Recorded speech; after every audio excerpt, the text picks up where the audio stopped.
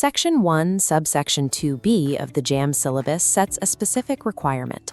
You must be able to identify the fundamental concepts of governance. In everyday speech, terms like society, state, and nation are often used interchangeably. In the exam hall, however, these are distinct technical categories with unique, non-negotiable boundaries. Question writers rely on that conversational blur. They build traps specifically designed to catch anyone who treats a state and a nation as the same entity. The technical difference is specific.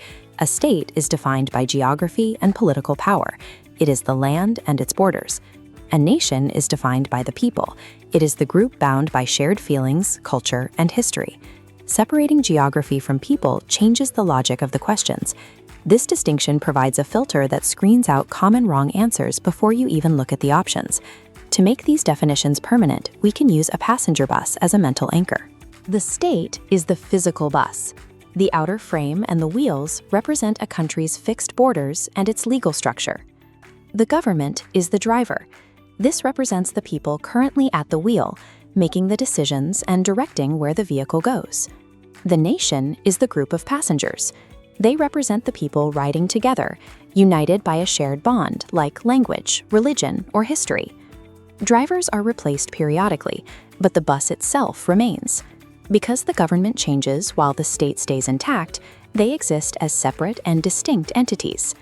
Applying this to Nigeria starts with Step 1, society. Any group of people living and interacting together, like the crowd in this marketplace, forms a basic society. Step 2 is the state. When that land is defined by absolute power, or sovereignty, within strict geographical borders, it becomes a state. Step 3 is the government. This green dome in Abuja represents the specific officials who hold the authority to create and execute laws. Step 4 is the nation. This refers to the groups within those borders who share a common culture or history, making them feel like a unified family.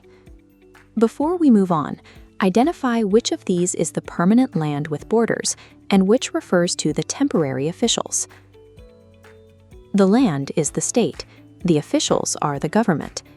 Evaluating a country means looking past the single block and seeing these overlapping layers of society, state, nation, and government.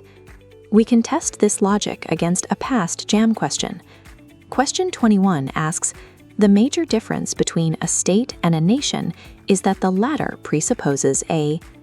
Look closely at the phrase, the latter.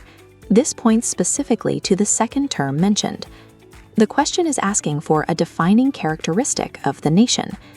Option C offers a well-defined territory. While this is a requirement for a state, it is not the defining feature of a nation. This is the examiner's primary distraction.